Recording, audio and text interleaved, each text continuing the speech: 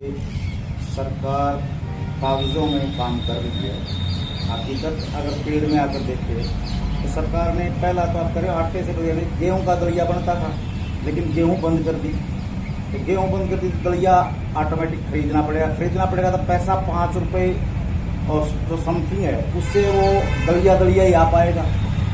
तो बाकी सामान कैसे लें? फिर 5 ग्राम तेल है जिसमें 100 ग्राम आटा भूनना है, या गुलगुले बनाने हैं, या पूरी बनानी है, या पूड़े बनाने हैं। 5 ग्राम में छौंक तो लग सकता है, बाकी पूड़े बनाने, गुलगुले बनाने, या पूरियां तलना, या हलवा बनाना 5 ग्राम में किसी तरह से पॉसिबल नहीं है। पता नहीं सरकार किसकी सलाह लेकर के कहाँ काम कर रही है। जो लोग वास्तव में काम कर रहे हैं, स्टेक होल्डर इनके, उनकी कोई सलाह रायशुमारी नहीं है। कागजों में काम कर रही है। हम ये दावा करते हैं कि सरकार का कोई भी ऑफिसर आकर के 5 ग्राम में गुलगुले बना दे, 5 ग्राम में हलवा बना दे, हलवा तो दूर, आटे का कसार बना दे जो हमारा लोकल बनता है वो भी नहीं बनता। आटा भी उस गेहूं उस 5 ग्राम में वो गीला नहीं होगा, तो हलवा कैसे बने? दही कितना दे? दही तो नाम दही है लेकिन वो चटनी है। 20 ग्राम दही दिया जा रहा है। 20 ग्राम का मतलब एक छोटी पैकिंग है। नाम बड़े बड़े दिखाए जा रहे हैं, सब्ज बाग बड़े हैं, वास्तव में दिया कुछ नहीं जा रहा है और अध्यापकों को परेशान किया जा रहा है। इसमें सरकार चाहती है कि अध्यापक इससे हाथ खड़े करें ताकि हम किसी कंपनी को दे दें।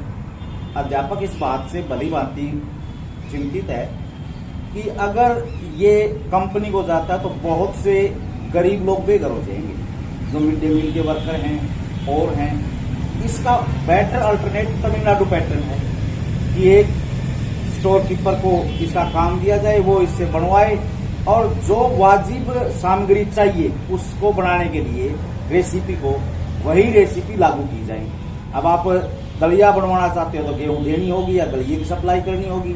अब रागी आप कह रहे हो, रागी एक ऐसी चीज है जो हमारे हरियाणा की फसल है ही नहीं। फिर ये चाह रहे हैं कि 5 ग्राम में हलवा बने, 80 ग्राम बेसन से पूड़े बनाने आपको। अगर पर बच्चे का हम 100 बच्चों का ले तो 8 किलो बेसन हो गया और रुपए हमारे पास 500 ही है। 546 रुपये बढ़ते, 546 रुपये के हिसाब से कि प्रति वर्ष 2 बार महंगाई बढ़ती है। अब जब रेट सिलेंडर का 400 रुपये था तो भी फ्यूल खर्च हमारा 50 पैसे था और आज 1000 रुपये है तो भी फ्यूल खर्च 50 पैसे है। अब वो फ्यूल खर्च जो रेट बढ़ गया उसमें वो फ्यूल कैसे आए? राशन का रेट है जिसमें मसाले भी हैं, जो महंगाई के अनुपात में 2 साल से रेट फिक्स है। तो वो रास्ता बचता क्या है? प्रशासन हाथ खड़े कर चुका है, सरकार जो है रास्ता सरकार की शिक्षा से जो बहुत बड़ी जरूरत है इस समाज की, उससे पिंड छुटाना चाहती है। किसी समय ये लगे होगा सरकार को, जो स्टेट के वेलफेयर के लिए होती है सरकार को, उनको ये लगा कि बच्चे भूखे आते हैं, उनको राशन दिया जाए, संख्या भी बढ़ी इससे और बहुत से गरीब परिवारों के बच्चों को कुपोषण से भी निजात मिली इससे। चलिए हर स्टोर जो प्रोवाइड की है सरकार ने, इसके आपकी क्या है? कदम सभी ठीक होते हैं अगर उनको मंशा ठीक इम्प्लीमेंट करने की।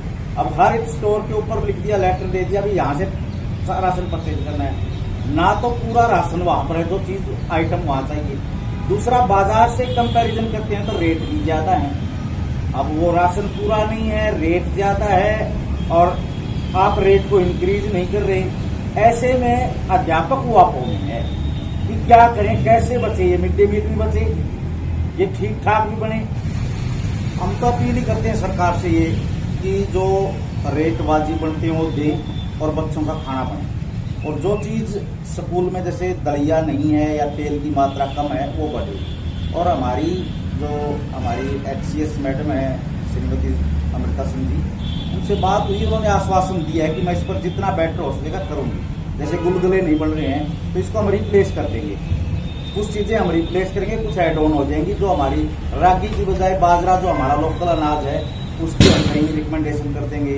बेसन 80 ग्राम है, उसमें हम कुछ मात्रा कह सकते हैं भी आटा और बेसन मिक्स हो जाए, क्योंकि जब राशि सेंटर की आनी है कुछ तो वो इनके हाथ में भी नहीं है। जो स्टेट का शेयर है वो तो ये बढ़ा देंगे थोड़ा बहुत। ये मिड डे मील का पैटर्न तमिलनाडु पैटर्न को, तमिलनाडु पैटर्न हम कह रहे हैं कि एक कर्मचारी होता है, वो उनके अधीन मिड डे मील वर्कर होते हैं, कंपनी के अधीन न होकर के स्कूल में बने स्वयं सहायता समूह भी हो सकता है, उसका गाँव का एक ग्रुप भी हो सकता है, कुछ लोगों का भी हो सकता है, जैसे हमारे SMC हैं और हैं, उनके हाथ में दे दिया जाए। अध्यापक का काम ज्यादा से ज्यादा हाजिरी दे दे और हेडमास्टर लास्ट में जो उनका खर्च बनता है वो पैसे का चेक दे दे जो वाजिब। संसद में जो कंटीन चल रही है, MP आलू टमाटर प्याज खरीदते हुए दिखाई नहीं पड़ते, MLA जो है टमाटर प्याज दिखाई नहीं देते खरीदते हुए, लेकिन शिक्षक क्यों इस सूरत में नजर आ रहे? पहली बात तो शिक्षक और संसद की हम तुलना नहीं कर सकते।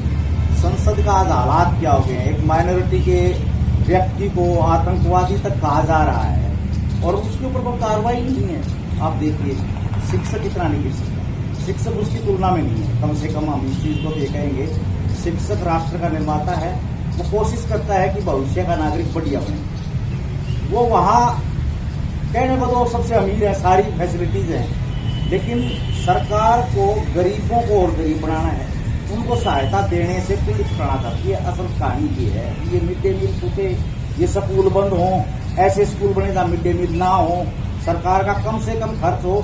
सरकार कह रही है हमारा खर्च बढ़ रहा है, हम कह रहे हैं कि शिक्षा पर कभी खर्च नहीं होता, इन्वेस्ट होता है। कोई भी देश देखो, जिस भी देश ने शिक्षा पर खर्च बढ़ाया है ना, वो देश विकसित की श्रेणी में गया है। और हमारा यहाँ कहते हैं कि GDP का 6% खर्च होना चाहिए, हमारा संविधान कहता है, लेकिन आज तक 3% तक भी नहीं पहुंच पाए। मतलब 50% पर भी हम नहीं जा पाए, तो आप कल्पना क्या करोगे कि भी हम कहाँ तक पहुंच पाएंगे, कैसे साक्षरता बढ़ी, किस तरह से भविष्य देखते हैं? भविष्य तो उज्जवल होगा। ये नहीं है कि सरकारें तो आती जाती रहती हैं, एक दौर में नीतियां गलत भी हो सकती हैं, जनता ने हमेशा पलटवाई और पलटवाई भी गई। आपको क्या लगता है ये मिड डे मील जो मुश्किलात बिल्कुल बदलेंगे। हरियाणा विद्यालय अध्यापक संघ इन तस्वीरों को बदलवाने के लिए 29 दिसंबर को जींद में एक विशाल रैली कर चुका है जनता के सहयोग से, क्योंकि ये शिक्षा का मुद्दा और जो बच्चों की सुविधाओं का मुद्दा है वो अकेला शिक्षक का नहीं है, जनता का भी। उनको लेकर के हम लगातार फील्ड में गए। 29 दिसंबर को हमने रैली की, लोगों ने पूरा जन समर्थन दिया। 23 अप्रैल से आज 152वां दिन है हमारा। लगातार हम शिक्षा मंत्री के दरवाजे पर भूख हड़ताल पर बैठे हैं। इस दिन शिक्षा मंत्री सुध लेता है। अगर शिक्षा मंत्री ने 14 तारीख तक बात नहीं की, 14 अक्टूबर तक, तो हम 14 अक्टूबर को उसके गृह नगर में फिर प्रदर्शन करेंगे और उसके बाद अगले कार्यक्रम पुतले फूंकने का भी हो सकता है, जेल भरो का भी हो सकता है। अगर सरकार शुद्ध नहीं लेगी तो हम अपनी मांगों के लिए, जो अपनी मांग नहीं जनता की मांग है कि शिक्षा सबके लिए हो, सबको समान मिले, उसके लिए सबको राशन मिले, पका हुआ राशन मिले, उचित मात्रा मिले उनको, और उसके अनुरूप सरकार राशि मुहैया कराए। सचमुच इनकी बातें सुनकर मुझे लगता यही है कि सरकारें कह रही हैं कि खा लीजिए वालों को सिकंदर कहिए, दरिया को समंदर कहिए। मुकेश सोनी, न्यूज़।